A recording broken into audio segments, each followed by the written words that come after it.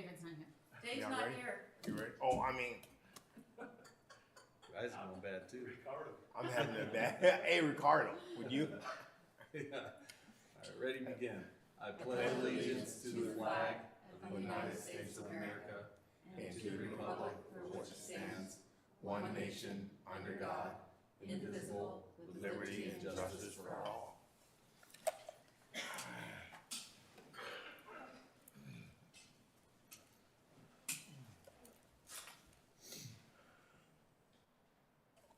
Okay, and with that, we're opening up the August 21st meeting of the Planning Commission. So we've got meeting called, did a pledge roll call, please. Okay. Chair Algauer, Here. Interim Vice Chair Chester. Here. Commissioner Beck, Here. Commissioner Higginson, Commissioner Snodgrass. Here. And Commissioner Vick. Here. Thank you.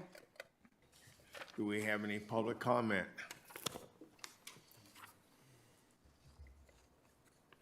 Yes, we have one public comment. Mr. Hanson Wong.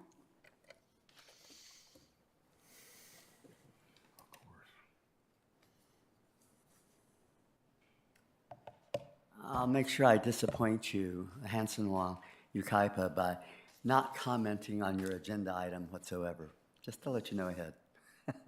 So, on general comments, we've been told by our city manager we're in dire financial straits. So I think it would be prudent for all of our committees, commissions, and the city council that any land use project, any community service project, or other projects that are brought up, that we receive a financial impact statement of the particular project so that we know how it will affect our city, our cost, whether it will require additional first responders, et cetera, and so on. So I'm recommending the different commissions, the city council, and committees that have a need to ask for such a report that goes along with the land use as well as the community projects. Thank you. Thank you, sir. Was that all we have, Ben? Yes, that's the only comment. Okay, we'll do the consent agenda, which would be the minutes from the July 17th meeting. Any motion? Motion to approve?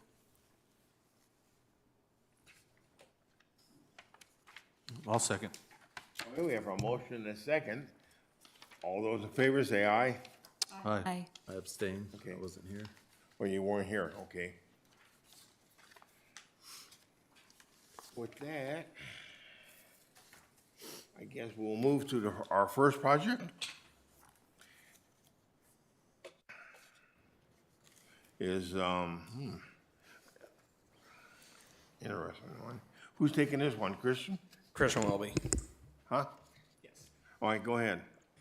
Thank you, Honorable Chairman and Planning Commissioners. Today we bring before you case number PLN PHE 24-001, a planning use permit, architectural review, and a one-lot subdivision, tentative tract map 20048 for condominium purposes for the construction of 21 condominium units and common recreation area originally approved as case number 16-103 on a site totaling approximately 2.52 gross acres within the RM72C land use district. Thank you, sir. The site is located on the west side of 5th Street, north of Fairview Drive. The subject parcel is generally flat with a slope towards the southwest corner of the parcel, which is where they're going to position the WQMP basin. The general planned land use designation of the lot is RM72C, or multiple residential with a 7,200 square foot lot size minimum. The subject site is surrounded by a mix of single and multiple residential development with a church to the north. The developer recently finished the final phase of the adjoining project, Willow Park, which is to the south. As a part of the prior actions, the Planning Commission approved case number 16-103 on January 4th, 2017. The applicant applied for and received a 36-month extension of time, which expired on January 31st of 2023, and no action had been taken. So the applicant has submitted a new application to refresh the timelines and to process minor revisions to the project, including the architectural review. That on the screen is the kind of previous layout. So I don't know if you guys have seen the kind of revised version. It's substantially similar with some minor modifications. Here is the proposed tentative tract map. This is the colorful version that includes the landscaping. It's a one-lot subdivision for 21 detached units along a private road with internal parking and fire turnaround. It includes private amenities such as a tot lot, community landscaping, and private backyards. And it has a WQMP basin at the southwest corner, as previously discussed. The project will be broken up into 2 phases, including the model units.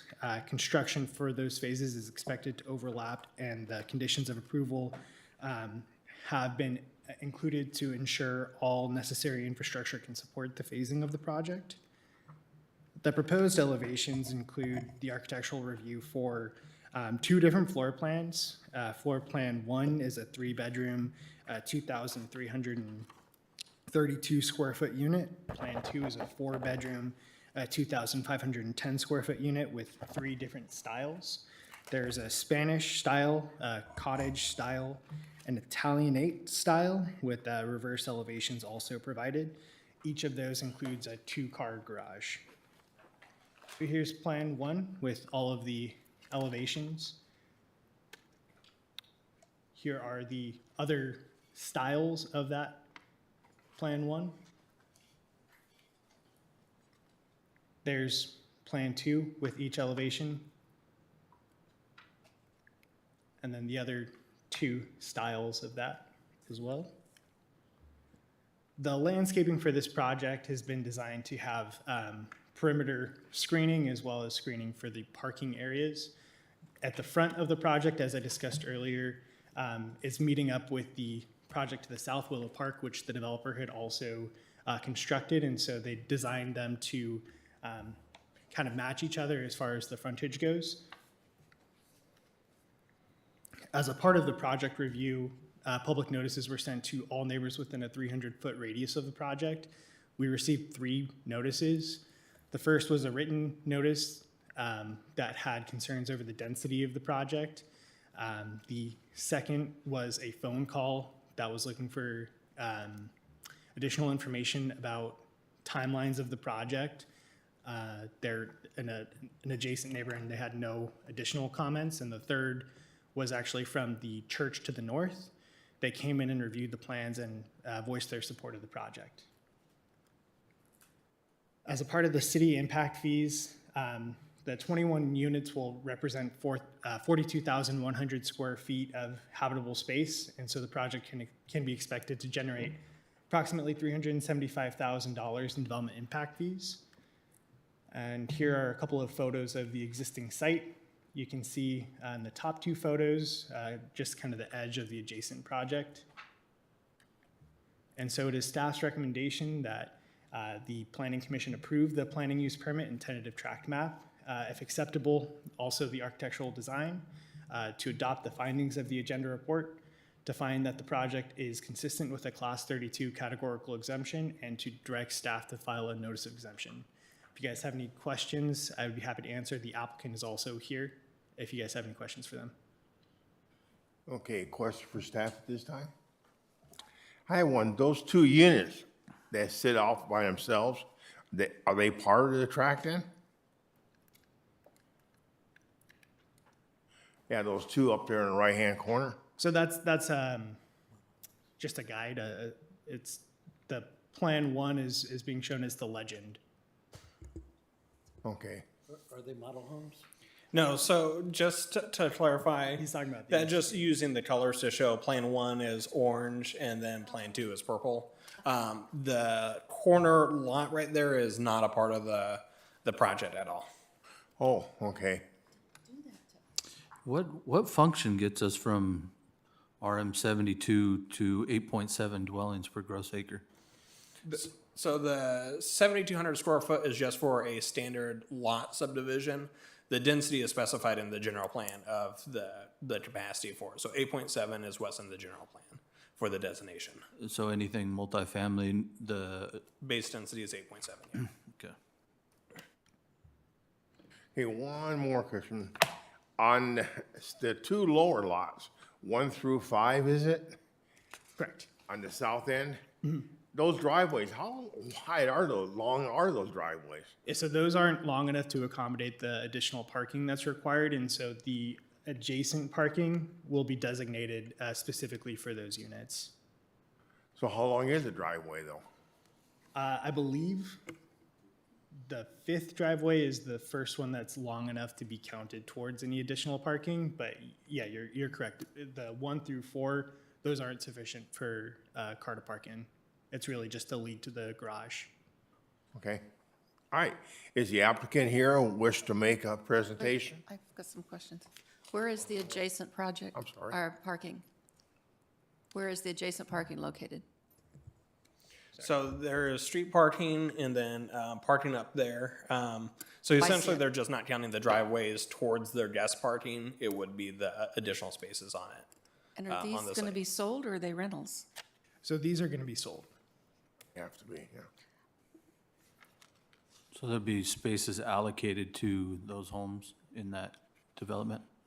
So Like, the applicant indicated that they would include that as a part of the kind of CCNRs, I believe. But again, the requirement for there to be driveway parking doesn't exist in our development code. Yeah. Additionally, this design is consistent with what was approved as part of the 2016 project. Well, guess you can't legislate everything, but that's silly in my opinion. Okay. Did the applicant wish to make a presentation? Okay, if you could just give us your name and address for the record, please, sir. My name is Terry Kent. I'm the owner of Crestwood Communities, 510 West Citrus Edge, Glendora, California is our corporate offices. Crestwood is a 4-generation family-owned business. We've started by my grandfather, gone on to my parents, myself, and now on to my daughter as well. We build 50 to 100 houses a year. Since the late 1980s, we've probably built 300 to 400 homes here in the city of Yucaipa and Calamasa combined. This project, we came in with an expired tentative map and tried to recreate very similar to what it is. We changed it to our product, and the best of my knowledge and working with staff, we meet all development codes within the city for this particular piece of property. We're not asking for any variances or exemptions. We're following what your guidelines are as far as setbacks, necessary parking, and so forth. We're actually over-parked by about 4 or 5 spots. Combined between every unit has 2 in the garage, and most of them have 2 in the driveway. And there will be restrictions on the CCNRs that the garages be kept clear for parking and not for man caves or overstorage of their particular products. We do have 2 different floor plans here and at least 2 elevations on each and multiple color boards, so that'll fluctuate throughout the project. The units are 2-story. One of them does have a ground floor bedrooms for grandparents or somebody who can't do the stairs, and then the upstairs as well. The backyards are a minimum of 20 feet across the back, which meets or exceeds your setback requirements. The previous design had 4 houses across the bottom there, were lot 14, 15R. We've moved that away to open space and water quality management. So it'll be landscaped out and won't impact those neighbors to that property line. There is no gate on this one, which is different than Willow Park, which is directly south of here. Willow Park was 33 units. We had nothing to do with the design of that. We were just the general contractor for the owners. These units will be for sale units, and we believe they'll start in the low 500s. We're trying to keep it at 500 best we can. And go from there. So if you have any questions, I'm here to answer any questions you have. Anybody, any commissioner have a question for the applicant? Just one. I can't get off that zero driveway now. Can you why didn't you put one of the houses up there where the park is? So at least one more house could have a driveway, and then move the park across the street? What was the idea behind the location of that park? We were trying to mimic the previous approved project, which this is about 90% there.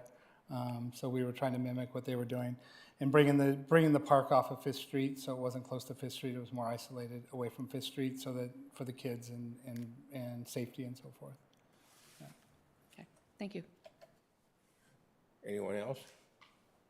Oh, and Okay. there will be a homeowner association here, so there will be landscape maintained and standards of living, so to speak, as far as maintenance and care of the project and maintenance of the streets and so forth. Do you know who the company will be that will be the association managing it? And will there be a cap on that? Cap as far as, The cost, if it increases yearly? we have not selected the company. We use 2 or 3 different companies. As far as the cap goes, by the Department of Real Estate, we have to submit a budget, and there's a whole schematic of what costs what, and so it's something we really have no control over. And then every year, the HOA has to do an audit to see that they're meeting that. If they have to go up, they have to go up. If they can go down, they can go down.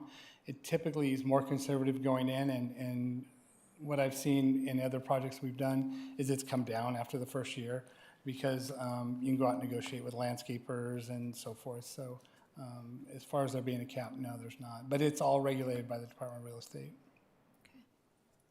Okay, thank you, sir. Thank you. If you have any more questions, and we've gone through the conditions of approval and everything with staff, and we agreed to everything that's been brought forward by all your various departments. Thank you. Okay, thank you. I trained it myself. Okay, the public comments? Yes, we have 2. First, we have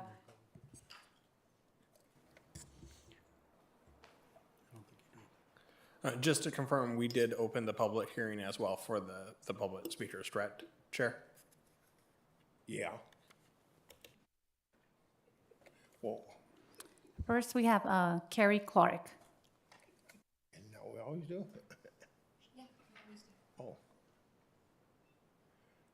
Name and thank you. and address for your records, please. 12702 Via Linda. My backyard backs up to 15 and my son's backs up to 14.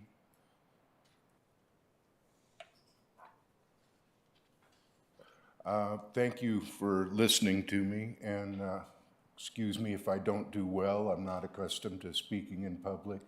All of your attention to detail and has been appreciated. We enjoyed your questions.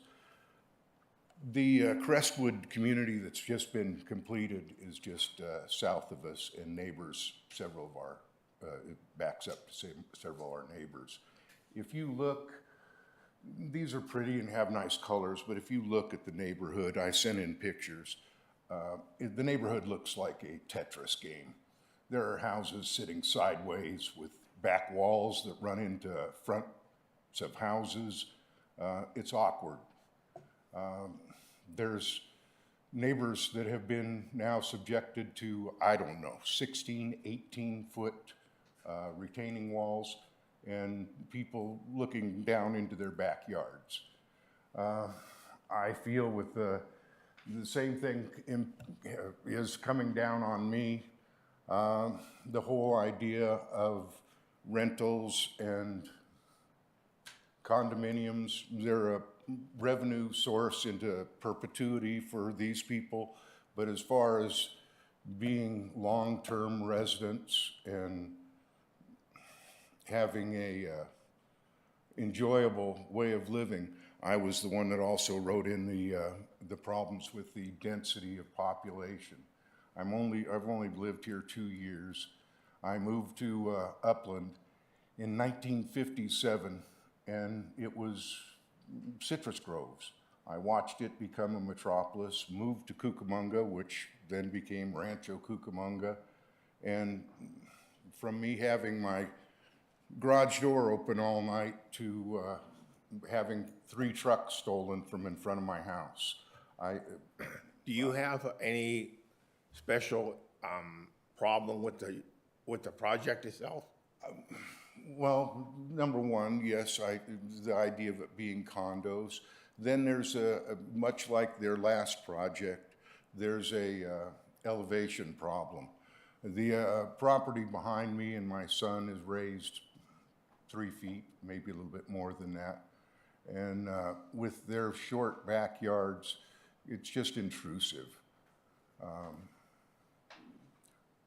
Anyway. Okay, we have I'm to just ask you to wrap it up. That's fine. Thank you very Okay, much. thank you, sir.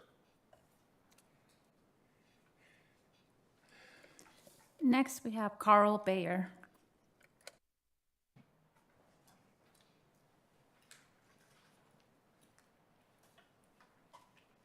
Good evening. My name's Carl Bayer, and I live at 12708 Fifth Street, which is the same address as the project, but I am in the residual property. I just have 3 quick questions. So right where you were asking the question of those 2 homes, if they were, yeah, there I am. Actually, if you could, yeah, right there. If you could return it to one of the maps that showed any one of those, that one will work. 3 questions. In the original proposal, there was at least proposed that the frontage on my property was also going to have a curb and everything prepped out for the widening of Fifth Street. So I don't know if doesn't look like it's part of this plan. That also included moving of my electrical pole, at least to my property. And this is again the previous proposal. They talked about running the electrical underground to my home. The other question I have, if that's going to happen or not, and I'm just wondering what I have a concern on drainage because as it was noted, everything drains to the southwest corner, including my property. So whatever that southwest corner is where all the water would go. So I just have a question on the drainage there. And that really is what I'm looking to find out what the answer is. Okay. Thank you, sir. Thank you. Marie? Is that it? Yes, Chair. Okay. Did the applicant wish to rebuttal any of those? Not necessarily a rebuttal, but at least give you some answers. The project next door, Willow Park, we built that. It was what's known as a fee built. We built that for a family that kept all those. They brought us the design, they brought us the elevations, they brought us the colors, the product, everything. We had nothing to do with it other than hammer and nails and put it together for them. It's a nice project. It's not a project I would have built. It's a little bit different than what Crestwoods normally does. As far as elevations go, this project's completely different than that. We don't have, and I don't think Willow Park has either, but I don't know that there are 16-foot walls over there. We have very minimal, particularly the gentleman talking about 15 and 14, because the property slopes that way. We're not raising it up to bring the water back out to Fifth Street. It's going back that way. There's already drainage easements in place to take the water out through Willow Park, so it doesn't go through any of the neighbors. It goes out through Willow Park. So Willow Park and this, they're both residential, but they're different in a way as far as architecture and building types. Willow Park, they all have patio covers. We don't have patio covers. And then as far as the condominium goes, condominium, in my mind, you think of attached product, multiple stories and so forth. It's condominium, it's a legal term for the type of map it's on, and it actually puts more restrictions on it than a typical subdivision because we have an HOA that's gonna manage. Well, thank you, sir. We appreciate your input. Okay, thank you. He wasn't on the timer. I forgot to shut it off. Oh, you didn't? I'm sorry. This is his response. Okay. I told you, I take notes and I lose my. I thought I was talking to my wife, and won't let me talk. Just joking. In regards to the gentleman next door, there are conditions of the approval of what we need to do, and one of them is to deal with the electrical situation, and we will discuss that with him. There's, what we're here tonight to do is get the rule book, what we have to do, and a lot of what he asked about is in that rule book, and so we will be dealing with that as far as, as I like to say, we're not gonna turn a shovel tomorrow. We're 6 to 9 months out from doing anything, and that's in a perfect world. And that's perfecting the grading, the drainage, and the electrical, and the streets, and all that stuff. So we will be in contact with him at that point. So I think that addressed the concerns that everybody had. Yeah, he's gonna be responsible for the water that lands on his property, but is there any intention of assisting with the egress of Yeah, water the from his subdivision property? code requires that anything that goes through my property now, I have to deal with. So there could be a drain outlet that goes into my property, and then it would be calculated into the stormwater on my property as well. Well, the concern is, say there's that property line gets a 3-foot retaining wall to wrought iron, that 3 foot will be a retainer of water on the southwest corner of his property, right? No, there is no design to raise our property along his property. Basically, what's gonna happen between me and him is a 6-foot garden wall. So we won't be raising up, But we the won't be garden- raising up to. It doesn't matter to block if you're it. raising it, it's an impermeable garden wall. Is it gonna be Oh, no, there'd be outlets to let the water through. okay. Yeah, but he's here today, we're not raising up on him.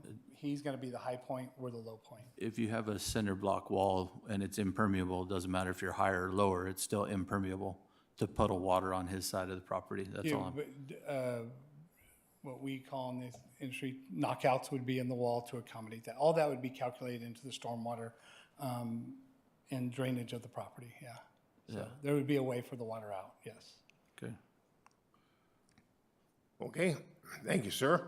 Again, with that, we will close the public hearing and So move I to just the want to add a quick note. They did do a preliminary drainage study, and as a part of that, initially this was a 22-unit project. They had to lose one of the units to enhance the WQMP basin, get it a little bit bigger. So they have done some of the legwork already on that. Okay. Thanks for clearing that up. Commissioners?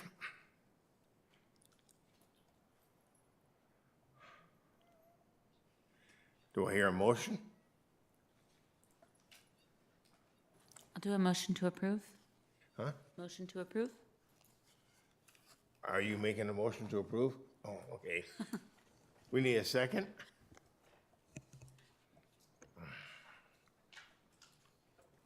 I'll make a second. Take your time. I said I'll make a second to approve.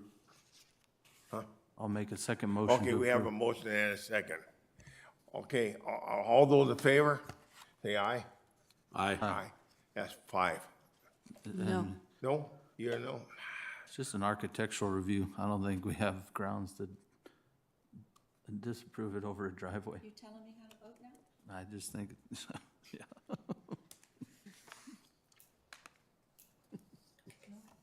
Okay, we're good. Yes. Okay, Okay. yeah. All right, so we'll go into the next one. Maddie is going to give a presentation about our new permit software and all the fun things that it does. A lot of work went into it. Definitely, one of the MVPs for the project was certainly Maddie as well. And so, yeah, a lot of fun stuff. Well, thank you guys. I'm looking forward to present a little bit about what I've been working on behind the scenes for the last year and a half. It's been a little bit since I presented, so you probably have heard, and we've brought it up a few times in terms of the new Yucaipa permitting exchange, and Ben's presented a bit on that previously, but there's generally been some other citywide software system upgrades that have been going on the last couple years as well. So this was one component of kind of a 3-part process. It started with a financial system and then pivoted to kind of capital management and HR kind of resources. So we can now submit digital timesheets, things like that. And then this was the 3rd component of the implementation, which is our new digital permitting system. And really the nice thing about these 3 components is they're all supported by the same software company, Tyler Technologies. And so they're really centralized and help kind of keep that information in one place and make it so that we're able within the city organization to kind of have better synergy, preclude silos, and make sure that everyone kind of has access to the same information. So this kind of graphic represents how a lot of the departments are coming together and able to visualize, backtrack, do research on that information. So I'm going to talk about the Yucaipa Permit Exchange, which was implemented via software by Tyler Technologies. And that software is called Enterprise Permitting and Licensing, abbreviated as EP&L. So what is EP&L? EP&L is a software system that supports development services operations at cities, but it's not something that's out of the box. So that's why it's taken quite a bit of time, because it's completely customized to the city of Yucaipa's framework. So we've had to essentially build it from scratch. There is the framework behind the scenes in order to support the different establishments of workflows and how we want to customize it, but it is very much, what you put into it. So the development services operations include building and engineering permits, planning entitlements, and this is all done via an online customer portal that we called the Yucaipa Permit Exchange to give it a little bit of flair, not stand out from other cities, because this is something that we're probably going to start seeing a wave of at a lot of other cities. It's exciting that I think we're one of the first ones in kind of the local Inland Empire region to implement it. And so this is a screenshot of the logo that we created for the Yucaipa Permit Exchange. But really, this portal is essentially where customers, stakeholders, if you guys were ever to submit a permit for future improvements on your home, whether it's planning or building and safety, you would go to this portal and be able to complete all of those services from the comfort of your home and not have to come talk to us at the city. Will that speed up the plan checking? Yeah, so that's one of the really cool things about it, and I think we'll get to it a little bit later too, but if you guys have any questions throughout, feel free to jump in. So the services provided by this platform, one, you can apply for permits and plans. And again, this is 24/7, so if someone wanted to be on their computer at midnight and submit an application, go ahead and do that. Also offers electronic plan review. So previously, an applicant would come into the city, the presentation Christian just provided a bunch of paper plans, we'd review them, we might have corrections, then we get more paper plans. This offers digital e-review, so we don't have, we're saving customers costs on that end of things, and then also not having to worry about reading our chicken scratch corrections handwritten, so that's a cool component of it. And then it really streamlines the process with creative automations that we've integrated. And so that's kind of what I was speaking to at the beginning. It's what we put into it. A lot of other cities, they might not have stretched things to the capacity. We did do some initial kind of interviewing with best practices learned from other cities that had gone through this process, and kind of tried to really do some of that initial research to make sure that we were able to, bring the best system possible to the city of Yucaipa residents. Another really cool feature is that we can take online payments now. So again, there's no need to come to City Hall from submittal to approval of an application. I think the applicant previously came from Glendora and drove down here for the meeting tonight. So, last year before this was implemented, we officially went live on June 24th, would be coming in, delivering paper plans, having conversations, but the functionalities of this program really make that a lot more convenient for the customer. Again, we can track status of applications. So by customizing new and clear workflows, going from point A to point Z, how do you get an application from submittal to approval? We're providing greater accountability for the customer as to kind of what's going on, because they're able to see that all through a portal in the back end, but then also offered an opportunity to, I think, provide greater support to staff on the back end as to what are the stages that are necessary and the steps that need to be accomplished in order to, again, get from point A to Z. So supporting that greater transparency for both staff and customers doing business in the city. And then another function is scheduling inspections. So we're improving customer service in that scheduling process, no calling in, waiting for a response. You can go on there and do it yourself the day before. There's also mobile applications for inspections, and so when our building inspectors are in the field or our code enforcement is in the field, they don't have to come back to their desk and manually input data entry stuff. They can accomplish everything that they would otherwise need to regarding that inspection in the field from an iPad. So pretty fun stuff. One of the biggest kind of components of this whole system and the framework for it is that it's all parcel based, which means that basically the underlying property is how it connects and ties any associated applications or permits. So if I were to search the address for the property Christian just presented about, I would come up with a list of any associated items on that property. So I would find the public hearing entitlement that was submitted for, and if, you know, in terms of doing research, I would also potentially find a code case if there was something there. I might find building permits as they're working through the building permit process. So again, really increasing that transparency and availability of information. And this has, I think, really been huge for internal staff in terms of organizing or trying to backtrack data. And something that's pretty key in terms of the implementation is just very convenient in terms of being able to see what's going on in the city.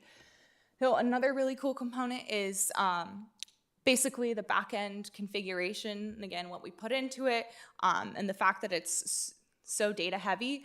We're able to set up really neat reports, some of which are out of the box. So the one on the left is showing key performance indicators, where really all we have to do is go in there, and if we wanted a status on a regular basis as to how many plans were being applied for, it can categorize based off of the application type, knowing that the system has all of that data on the back end. So the pie chart over there shows the different application types that we're getting. The blue one, it's kind of hard to see, but those are address requests, and it says 13, and we do get quite a lot of those. So if we ever wanted to kind of get analysis on common applications, that's pretty cool on the fly. And then the one on the right are kind of custom report templates that we've set up a few so far, but are really going to streamline other important, some of which we have to submit to the state, annual reports, where previously we would be spending like an entire day trying to backtrack multiple Excel sheets, this and that. And once everything's centralized in this system, it should weeks, maybe, Christian says. This really should make that process so much more expeditious and save time and be able to allocate our resources elsewhere. So that's pretty cool. The code department has some in here, code cases by type. We set up one for development impact fees paid. So if on a regular basis we kind of wanted to see how much revenue was coming in to the city based on development and those fees, we would be able to do quick analysis and snapshots on that. So this is the Yucaipa Permit Exchange portal. Welcome if you haven't seen it already. This is essentially the home page where the business will happen. So first, a customer would have to create an account, and that's how they're able to organize any associated permits or plans that they submit through the portal. And then we have our apply window over here. Another cool thing, again, because it's parcel-based, the search public records component. As a citizen of Yucaipa, you could go on there and search any property, and it's public information, applications that are submitted, and you could get context and information. So this is helpful to save time. And yeah, there's still a formal public records request process with our city clerk, but you know, as this system gets more robust, that kind of could be a time-saving option and a solution to get information very quickly. This is the request for, I don't know what happened to the pointer. Request for inspection, bottom left, and then, see here she comes. You can pay an invoice. This has been something, I have the phone screenshot there because we've actually witnessed customers at the counter making payments on their phone, which is pretty crazy, like in terms of trying to move things along. And we're able to provide service like very quickly. And this research property connects to our zoning map and provides additional layers for GIS information. So this is our planning kind of portal on the Yucaipa Permit Exchange, in which you would navigate to apply for a planning application. There's the headers at the top, permits, and then the one on the far right is planning. One of the key things that we did with this implementation is try to make it more simple and as user-friendly as possible. And so this led to the decision to implement 3 master applications for our entitlements. This helps avoid redundancy for customers and reduces room for error.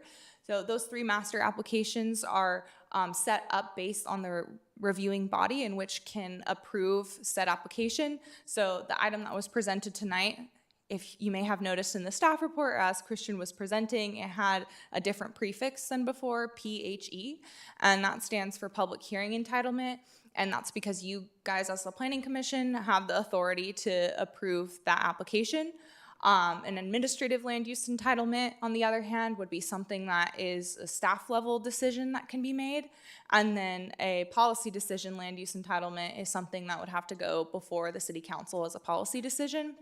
So with this approach, in terms of kind of reducing that redundancy, a lot of times you'll see applications that we present before the Planning Commission have, maybe 3 or 4 associated components of it. You might have a conditional use permit with architecture review, with a variance, and a general plan amendment. So rather than having someone apply for 4 things, we're directing them to apply for the larger scale of the application, and then really we have more control over it. And in terms of, doing the tracking on the other side of things, it makes it easier for us, and hopefully is more clear to them where we're at with everything. Because really, at the end of the day, it's just one larger scale application. Yeah, if anything, just as kind of a note, on certain applications, let's say like a variance and the conditional use permit, they'd be filling out 2 different applications because they're asking for 2 different pieces of information. Now they don't have to do that, or alternatively, they don't need to know, hey, I am applying for a variance, I'm applying for a planning use permit or a conditional use permit. They don't need to know that. We just need to know where it needs to go for approval, and then we on the back end help them out with those technical processes that's in our code, because every city has slightly different terminology of what triggers what. And so just, hey, if it's a planning commission approval, then you know exactly which application to submit for, and we do this stuff on the back end to help make sure that all the approvals are in place. And I think to that note, it helps through the iterative process of planning and design. Sometimes you might not realize you're requesting a variance until later in the process. And so through this framework, we're able to, within that one application, invoice for something else and tie it all together. And it really just buttons it up, keeps it streamlined. So that was a cool thing we implemented. And this is a screenshot of what things look like on the customer end. So if Commissioner Higginson was here tonight, he could attest, as he's submitted a few applications to the portal already on the building and permit side of things. But there's a progress icon on the side, shows fees due, and then in the middle, kind of that workflow, which I'll get into a little bit more on the next slide. But this is essentially where all kind of the magic happens. So how did we get here? One important part of the beginning phase of this process was creating workflows. And so this is actually an exhibit that I created about the planning process to help understand every single situation at the greatest capacity in terms of the different items that need to happen in order to get our most complex project through the pipeline. And so through that, customized every single planning application workflow that is within this portal, and with the benefit of more attention to detail on that, it hopefully will make things clear for potential future staff down the road, what needs to be done, and reduces room for error and makes things very clear as in terms of next steps. And so then the customer can see that on their dashboard too and know exactly where we are within the process. This is what the back end looks like for staff. We have a home landing page. This is basically something, that the expectation is everyone's opening every day in the morning, coming to work, and are able to pull up and see what we have in the pipeline. We can launch into new applications and review. There's a convenient search bar, and in that search bar, we can search any address and pull up the same information that I showed at the beginning that is parcel-based. And within this workflow is where we move a project through the process. If, something for, hold on, I'm trying to come up with so there's, on the screen, it's a scheduled planning commission hearing. It's blue right now. It will move on to the next step. We check it off, and then that turns green. And on the customer side of things, it would update for them on the fly immediately, and they would be able to see that. Additionally, you can link other files or supporting documents as needed. So this has been helpful, especially during the transitionary phase, where stuff might kind of be in between old versus new operations. We might scan documentation into the updated digital file right here to have that backtrack and checks and balance. Additionally, there's automated email correspondence history here, which is really helpful when there's questions as to, I didn't hear anything. We're able to pull that up and help be able to validate a customer through the process. Another thing that was created are standard operating procedures as opposed, I think I skipped a slide, hold on, sorry, maybe not. Given that this is totally customized, there was value, I thought, in having operating procedures to be able to support someone new coming into the system, because yes, I spent a lot of time on this, but not everyone's in my crazy brain that was spending time on this. So I thought it was really important to be able to kind of have a clear record and documentation there. I think these have been very helpful for us in the planning department, but there's also some that, are beyond just the planning department and more holistic global operations within the development services team as well. And so our development services technician, Katie, she uses this pretty regularly and makes notes on it, and I think it's really helped the implementation process thus far. And so we have that, and I think will be valuable in the long term, really make the maintenance of the system, I think, more sustainable and resilient into the future. One of my favorite parts about the process, as you can see, this was kind of exciting for me. I'm a little bit of a nerd in terms of the software implementation, but was automations. So the system itself offers the capacity to send automated emails based off of different data points that it captures on the back end, or changing of status as a staff member. It can say, oh, you did this, so I know how to do that now, which one of those things is to send an automated email.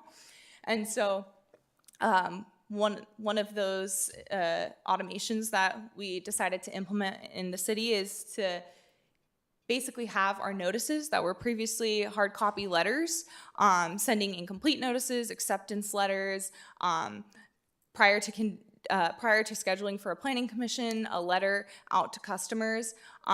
We created those as automated emails, so we're saving staff time because the system already has on hand the property owner's information and the applicant's information and their email addresses, since they make accounts and are required to have that as a part of the process.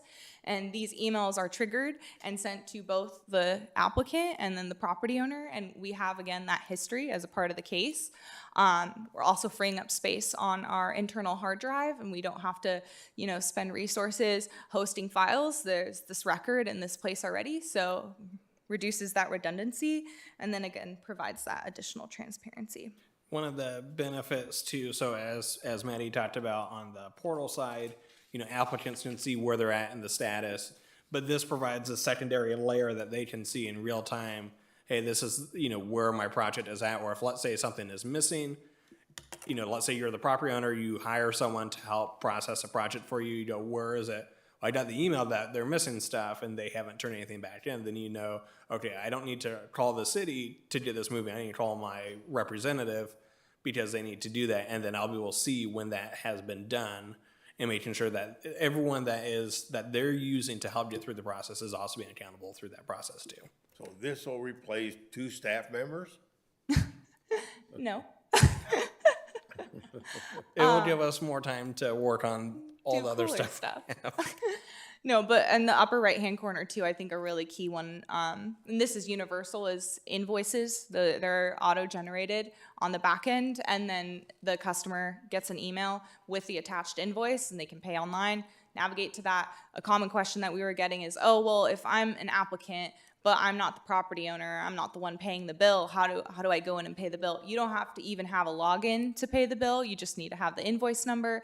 So if a client came in and was a representative, they would be able to send that information over to the property owner, and they could, again, on their phone real quickly, or however that works out, pay.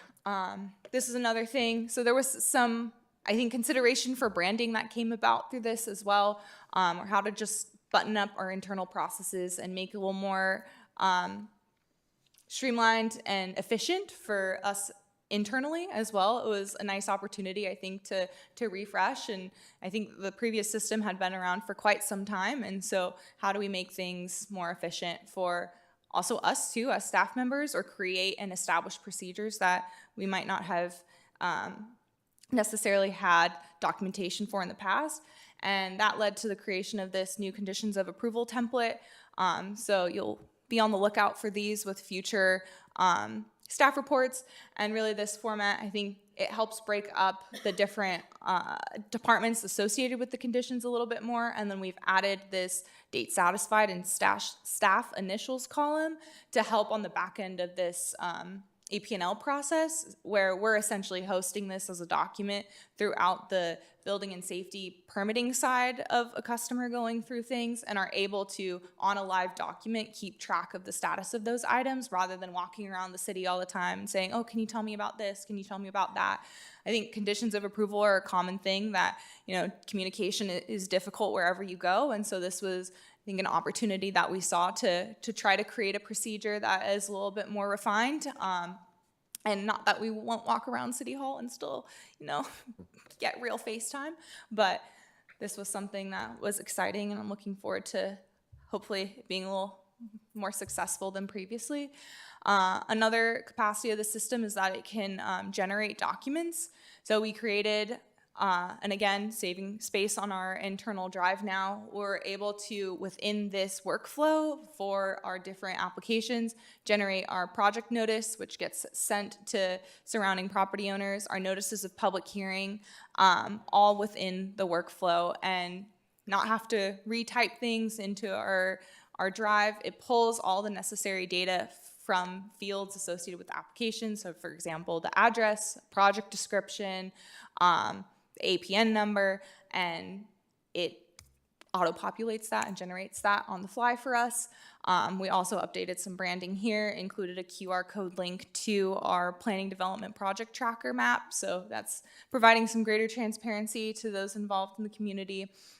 And one of the other things that is cool about this is that we were able to work with external agencies, and I have the notice of public hearing, like sending an automated email out to the city of Calamasa so that they can be in the know as to kind of what's going on in the community. And then as well, the project notice is important with the water district for them to kind of know what's going on, because that's a key component of development. And so they've expressed excitement, and the success of this so far is that they're able to know earlier in the process and kind of have a clearer vision as to what's to come. Additionally, one of the other kind of final components is that historically in the building and safety world, in order for a customer to pull a permit, you have to pay school district fees. Nobody likes paying fees, but that's a reality of the world we live in.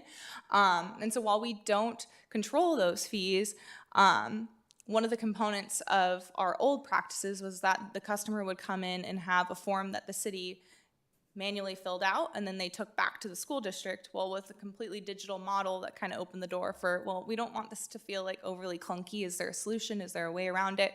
So we also collaborated with the school district, and got buy-in from them that we were able to create a notice that is automatically, again, sent to the school district with the necessary information that they need. And so the customer, they don't have to worry about, manually delivering a paper sheet, coming back and forth.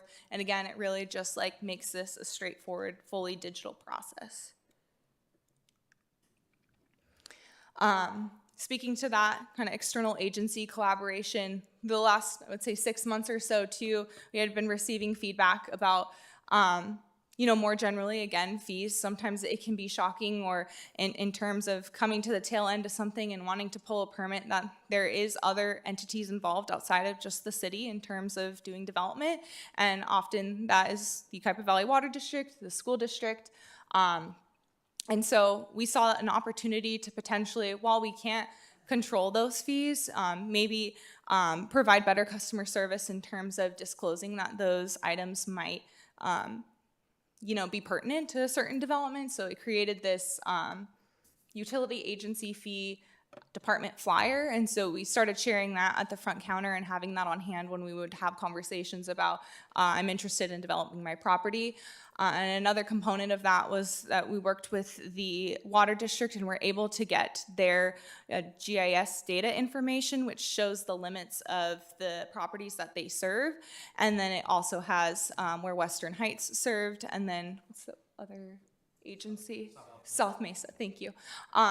And so previously when customers would come to the counter, we would often get, it's not just planning department either, oh, who's my water provider, who's my water providers. Sometimes we could give a general, I think it's Yucaipa Valley Water District, but without having that solid confirmation of data, it made it difficult to really provide good customer service. So we were able to get that data and then created a quick web app where somebody can search their property and get confirmation as to who their provider is. So that was something that we worked on. And then again, from the framework of, well, if we're going digital, that means that people might not necessarily be coming to the city and seeing this flyer in person. Is there opportunity to still, provide and disclose that important resource? And so again, we created an automated email that it's fired off to an applicant earlier in the building and safety process that basically says, like, we recommend doing some due diligence with these other agencies. They may have their own requirements and or fees associated, and provides all the contact information and includes a link to that resource. Another common question that we often get is how much is an application? More specifically, this is in the building and safety permit world. So we do have a pretty clear fee schedule for planning, but one of the really cool components of this new system is that it has a fee estimator. So you can go in there and essentially do a pseudo application, and it will provide you the exact quote as to what the anticipated bill is. And one of the things that we spent a long time on, and I'm grateful for the investment of our building official too, as he was the one who programmed a lot of this stuff, but we've also included development impact fees as a part of that. So it very much transparently says, like, this is, the expected bill. There's nothing at the tail end that should be shocking to a customer. Again, is saving a lot of time for staff, rather than trying to backtrack and look up a similar case and oh, this is expected. You can get exact numbers here on this portal. And then kind of veering into the closeout, we also saw it as an opportunity, and this was kind of a sub-passion of mine associated with the overall project implementation, was how can we use other available technology that we have at the city to support these new technology improvements. And so one of those being using ArcGIS tools, which are products of the company Esri. I'm pretty passionate about using those and have implemented a few things in the planning department, but a few of those more specifically are, rather than having static, just like PDF user documentation for customers to get information, we worked with the GIS technician, and he was able to create this application that is a lot more hands-on and interactive, in which you essentially can load onto this page and click one of the icons, which are individual how-to guides essentially, and it will walk you through step 1, 2, 3, 4, 5, 6, but it does, I think, feel a little bit more inviting or cutting edge than something that is just static. And one of the beautiful things about this is that, again, from a maintenance perspective, if I saw a typo in there or I needed to make an edit, I just go in there directly, edit it once, and it on the fly is connected to that link up there. I don't have to worry about rehosting it somewhere else, or it's really convenient from that perspective. So again, along those lines, we historically have site plan checklists that we have included in our paper applications. Since we're not having paper applications anymore, we needed to find a way to make those available. So we used Esri products called StoryMap to host those as links as well. And so we have that on our Yucaipa Permit Exchange portal as a helpful resource. And finally, circling back to the fact that just because this is digital doesn't mean that we're robots and we're not going to talk to people in person anymore. Saw an opportunity to potentially create checklists specifically based on the kind of new approach for the 3 master applications. What can be expected of this includes a QR code to the site plan requirements that are applicable, and then also has a short link at the bottom that navigates a customer directly to the exact landing page that they need to go to in order to apply, so that there's still a tangible and a human-to-human component of this. So that's my presentation. This is a photo of the implementation team. I feel really lucky to have been a part of it and kind of realized some underlying passions about my own work, and happy to answer any more questions. I wonder how hard is it gonna be for your group to learn that system? Have you learned it pretty easy? Or? So it's definitely been a learning curve. Christian can maybe speak to it a little more too, but he sits right by me, so he's had the privilege of kind of being a test subject in some ways, or like if there's an idea, being able to flesh things out. But it's definitely been a collaborative process, and we sit right across from the building and safety team, the permit technicians, and so it's definitely been a hands-on, learn by doing. There was some training a part of it, but the core group of us that kind of worked on the actual system configuration in the back end,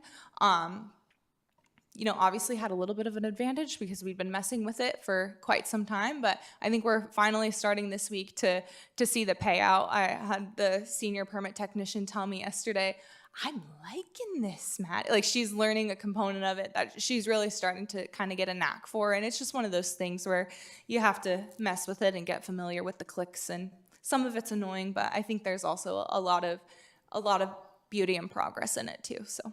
One of the other fun things, just for kind of a sense of kind of the public interaction. So at the last Planning Commission meeting, one of the SUPs for a garage, the applicant after the meeting was like, I'm looking forward, I'm going to go submit the application, the building permit application when I get home. Like, they were excited that they were able to just go on the next step and get it ready to go. So then that way they can pull their permit and start construction. So it's pretty user-friendly then? I think it's pretty user-friendly, yeah. But I think one of the approaches we've taken too is that, we solicited feedback from stakeholders that do business in the city, asked them in advance to submit some applications and test. Commissioner Higginson submitted some, and I think it's where, at least my perspective, I'm not sure all organizations are the same based on conversations that I've had with people that might have a little more frustration to the change, or, I wish this was better at XYZ city. I think we're still able to modify things that are configured. Like, we can update stuff, and tomorrow I'm going to be on a call making some tweaks here and there. And so it's something that, long term is flexible, and we can continue to improve. Generally, it's mostly done, thank God, because it was taking a lot of life out of me. But definitely open-mindedness, and I think as a culture, the whole team has seen that is a valuable component of being able to make people feel heard. So, do you think this will have the ability in the future to have planning commissioners and even city council to have the ability to have a login information, and instead of delivering all these papers, we can actually see things, and if you have to make changes at the last minute, we can kind of see it in real time? I think that's a good suggestion based on the desire to, go digital and maybe not necessarily have the full packets with the breadth of paper that's in there. Definitely something where, based on that search public records kind of component that I shared earlier, that any customer is able to go in there and do, I imagine that that should work. I would just have to test out some, make sure permissions in terms of viewing certain documents like that are capable, but there's nothing preventing all of you guys from creating a login. You're more than happy to, and join the Yucaipa Permit Exchange. So some of it too, so the agenda packets we do all digital anyways. The Planning Commission, based on prior meetings, have requested at least having paper copies, but like for City Council, they're all digital. We've been trying to move digital just because, one, the physical cost of storage of those materials is pretty difficult, whereas we can have it all accessible. The public records, like, we don't have to go dig through a file cabinet somewhere and pull up these old files. That's all accessible immediately. But the other component is the cost of printing a lot of this stuff can get very expensive very quickly. Some of the bigger packets you guys will see, that printing job for each planning commissioner could be in a couple $100 just for that piece of paper. And so it is pretty cost heavy. And then, even when you're printing stuff, if they have like the color elevations, that doesn't render however the printer is set up or who's printing it. And so we're definitely trying to make it a lot more user-friendly, a lot more digital-friendly, and just not have as much clutter everywhere. So yeah, it's definitely going to be moving towards there. Have a little bit more, just everything on, your iPad, and then you could, take notes on that and then have that all easy to go to. So, well, the major problem that I hear from everybody is you submit your plans and they come back with your red lines, and I fix all the red lines, I send them back in, and they come back with new red lines. Why couldn't they call it the first time through? So that's one of the functions of the system, is that the red lines specifically, if they're if they're written as text on this software that we use to do the digital plan review, so if I write, please provide a updated project description, and then if I write, oh, this square footage does not seem to match what's proposed on the plan, and if I write some other comment, it will transfer over as a note, and the customer actually has to acknowledge that before they resubmit. Assuming everything works right and that the system does what it's supposed to do, that is what is the intended purpose. So before they actually submit, they're kind of doing a toggle that it identifies that they've reviewed that correction. To your point, JR, that doesn't necessarily mean they fixed it, but there's that additional kind of check and balance there. Or sometimes we've seen where they'll change one thing, but then it also triggers a separate change. They're like, oh, we got to fix this, like an unintended consequence. And so being able to pull up the different plans, we will see all the different sets of red lines and the changes. We'll make it more transparent for us, making sure that all the changes were done, but also the applicant, they can see all of our notes, very clearly. Okay, I can say that it does save staff time because we wanted to do just a little project that was just above where we would need a permit, but it was just something fancy to enjoy to look at. So Ray used this, and the permit would cost more than we wanted to pay, so we're not gonna do that project. And we would have had to come in here and talk to you and all of that stuff, Cool. so. Yeah, it told us ahead of time that project wasn't worth the enjoyment that we would get out of it. any other comments, staff, commissioners? Nope. Okay, There's nothing to vote on. That's thank it. you for the presentation. I think it was very enlightening. Yeah, That thanks. sounds like for- we're gonna speed up the system a little bit. Yeah, I'm excited. So if you have any questions, let me know. All right, thank you very much. Ben, next meeting? Probably later September. We don't have anything coming up for the next regularly scheduled meeting, so you guys can have a longer Labor Day weekend rather than coming straight back from vacation to Plan Commission. So, Okay. Would you like these? yeah, you Or can. you want these all back, don't you? Yeah, we'll do them. Okay. All right, meeting adjourned.